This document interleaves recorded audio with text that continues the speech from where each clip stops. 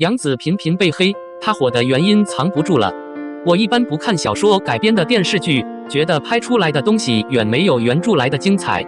可是香蜜太火了，刷手机时经常看到关于她的小视频，于是在这部剧播出好几年后，我终于抱着好奇心点开了。早已过了盲目追星的年纪，却一下子被杨紫圈了粉。最开始是杨紫的颜值吸引了我，她在香蜜里扮演的锦觅，一颦一笑完全撞在了我的审美点上。后来折服于杨紫的演技，真实不做作，毫无表演的痕迹。再后来，随着对杨紫越来越多的了解，最震撼我的，也最让我折服的，莫过于她的清醒。杨紫一路走来，似乎总在被否定，总在被质疑，也总在被骂，可她却从来没有因此迷失过自己。一落寞童星，很多人都知道杨紫是因为出演《家有儿女》这部戏里的小雪一角，成为家喻户晓的童星的。可能也有很多人不知道，在《家有儿女》之前，杨紫已经有了很多年的演艺生涯。1992年，杨紫出生于北京一个既没有出过明星，也和娱乐圈不搭边的普通家庭。5岁时，喜欢上了演戏。虽然有爸爸妈妈的支持，但是演员这条路对普通人来说，注定举步维艰。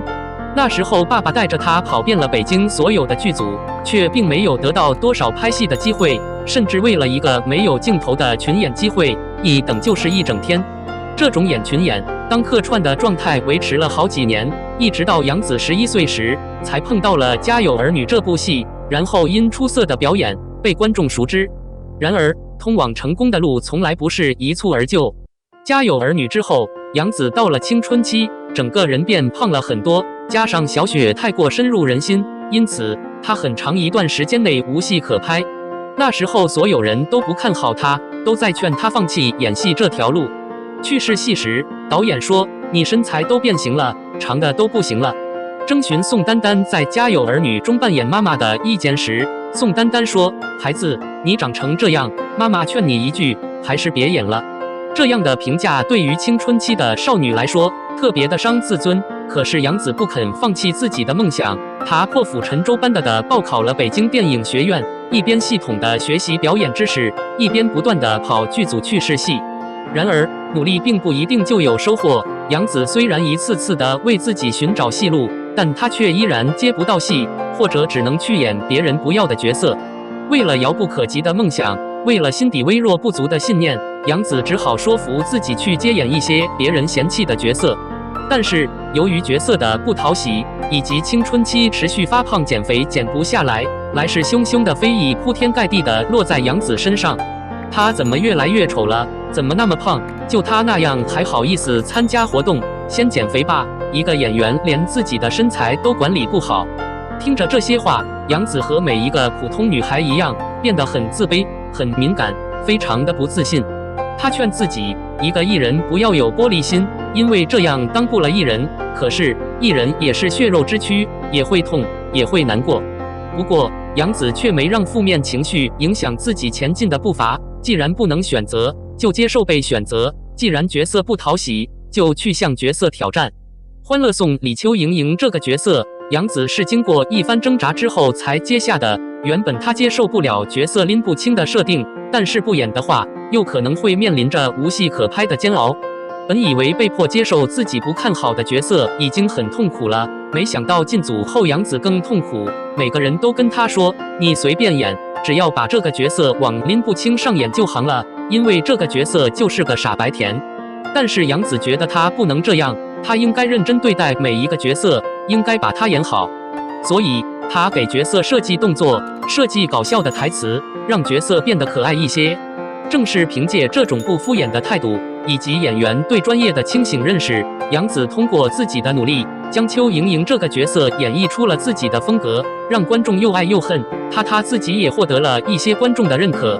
世上的事最怕认真和坚持，认真的人改变自己，执着的人改变命运。坚持不懈的努力和坚持，沉寂多年的杨紫终于通过《欢乐颂》再次来到了观众面前。这一步她走了10多年。没有办法，没有选择的时候，不忘初心，努力坚持，才是最好的出路。02生而平凡，但不为自己设限。上大学后，杨紫开始大胆挑战各种角色，幸福来敲门中的叛逆少女宋正，战地长沙中年龄跨度大的战地记者胡翔翔，如云大秧歌中吴家的大义小姐。因为勇于突破和挑战，杨紫终于让观众对夏雪之后的她有了新的认识。然而，就在大家以为杨紫会在青衣的道路上继续走下去的时候，她拍了一部仙侠剧《青云志》，饰演冰美人陆雪琪。消息传出后，网友一片哗然，各种质疑和谩骂纷纷涌向杨紫。很多人认为杨紫不符合剧中陆雪琪的角色形象。杨紫并不看好自己，认为自己演不了这个大美人，但面对辱骂，她选择了迎难而上。既然你们都骂我，我不知道我能不能演。既然你们都骂我，我何不挑战一下？挑战一下，说不定你会接受我啊！所以在拍戏的过程中，因为上一部剧刚刚长胖的杨紫就开始拼命减肥，一到饭时间就避开，再晚到关门就跑1个小时，天天马不停蹄练习剑术。正是这种努力和认真，最终杨紫凭借观众认可的实力。有网友表示，我不喜欢原来的陆雪琪，但是我喜欢杨紫演的陆雪琪，我爱上杨紫是因为这部剧。还有网友评论说，陆雪琪她演得很好，尤其是在拍动作戏的时候，真的做得非常好，高冷也很到位。继《青云志》之后，杨紫接连拍摄了清宫剧《龙珠无间道》、古代神话剧《白蛇传》和《香蜜沉沉烬如霜》中，她扮演了一流的美女。杨紫收获了越来越多的认可，但质疑声却从未停止。不少网友不解：你需要做的第一件事就是很好的了解你想做什么。杨紫后来在接受采访时给出了答案：如果当时我没有玩《青云志》，你今天可能不会采访我，因为我早就消失了。你没有办法不改变，那么只有2个选择，要么你一直在等着忍着，那可能永远都不会没戏，没戏怎么谈自己的梦想，然后拍出更好的作品给大家。路只有一成不变，才会越来越窄，但只有不给自己设限，勇敢地挑战自己，才能闯入一个新的世界。在演艺界如此，在生活中也是如此。正是这种透明，让杨紫无论身处何种境地，都能明智地做出最佳选择，进而挑战自我，让自己在演艺的道路上越走越稳。3. 用作品打破批评。公司从业20多年，遇到过各种各样的困难和批评，但也正是这些痛苦和打击，让他一次次成长，用实力证明自己。天道白蛇上线时，7天播放量高达13亿。实际情况是，你甜的时候会忍不住让很多人哭，尤其是哭的时候，你有几10个哭戏，每一个他演的都不一样情绪，赢得了所有人的眼泪。该剧在途中惨遭降级，但在喜爱他的观众心中也被称为永恒之神，总是难以满足。2018年，杨紫主演的《香蜜沉沉烬如霜》是一部高质量的古神剧，豆瓣14万人的收视率为7.7%，收视率为1.3%。不仅刷新了近年古神话剧的记录，还成为同期播出的电视剧全国收视冠军。剧中，杨紫饰演的进金一角，对各个时期的人物设定控制非常细腻含蓄，态度、语气等细节也处理得非常到位。看来这个角色是从书里走出来的。一般来说，这部剧播出后直接火了圈外，国外网友看了也纷纷夸演员演技太好。杨紫不仅通过这部剧彻底摆脱童星小雪的影子，还入围第24届华鼎奖华语古装剧最佳女主角，成为90后4大小花童之一年。紧接着，2019年，杨紫主演了当时最火的电视剧《亲爱的，爱你》，收视率和口碑都不错。该剧豆瓣评分仅为6.6，但100亿的播放量和连续20天的第1名，仍然证明了她的火爆。杨紫在剧中饰演软妹校霸童年，她将邻家小姐姐那种可爱又精彩的演绎十分耐人寻味，被网友称为甜宠剧的天花板，甚至很多人都不喜欢看甜宠剧中的观众们都这么剧透了，进了杨紫的坑。之后，杨紫在《烈火英雄》《女心理学家余生请多指点》等电影、电视剧中都有非常出色的表现，演技也多次受到各方肯定的好评。经过10多年的努力，观众们不再把她当成童星杨紫，而是把她当成女演员杨紫。不过，面对大家的热度，杨紫却是觉得很害怕。她不止一次强调，她害怕一些营销号过度夸奖她的演技，觉得这是炒作，并表示她对过度夸奖感到非常压力。我根本没有达到这样的程度，因为大家都在夸你，说你演得好。其实对我来说是一件压力很大的事情。那我的下一部戏怎么再演，大家可以喜欢，其实是无形的压力扣在我身上。对于观众对哭戏的好评，他也表示自己的哭戏又没有技巧，不像很多其他演员，一次拍哭戏需要更多的时间和感情去酝酿。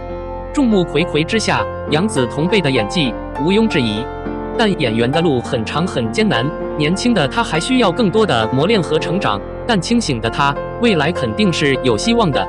04透明是生活的最高境界，郑板桥道，千难万劫，任东南西北风。双引号。最佳年龄的杨紫遇到了很多阴暗的事情，但她对一切都很透明，不计较过去，专注于提升自己。对于别人问在不关心小雪这个标签时，她说关心当然是关心，但没有办法，只有塑造一个更成功的角色，才有可能淡化这个标签。谈到演戏的机会，她说每一个镜头，每一场戏都不是过客，在现有的能力、现有的基础上演好、拍好，这其实都是机会。对于以往的经历，她说穿越山谷是好事，否则总是漂浮，即使你获得了奥斯卡，也不能保证你总是站在舞台上。在别人眼里，她说我就是喜欢演戏，想让喜欢我的朋友知道，原来的杨紫就是这样的。如果你们能接受我的本来面目，还继续喜欢我，我想这才是我最开心的地方。我的生活，我的事业，我要自己做决定，别人对的我可以接受，别人不对的我想我不得不拒绝。透明就是看穿不说，保留内心的善良。透明就是知天下而不识天下，坚持自己的路。透明是穿过黑暗，心仍然有光。就像杨紫一样，她什么都看在眼里，什么都懂，但愿意牺牲自己来化解别人紧张的尴尬。善良温暖，懂得感恩，愿意让别人完整，愿意做别人的垃圾桶。杨紫让她的作品，她让呈现在观众面前更加深情，她的作品也让杨紫在各种角色的挑战中破茧成蝶，遇见了更好的自己。如果你有梦想，就努力去追逐它，用一颗心坚定地走自己的路。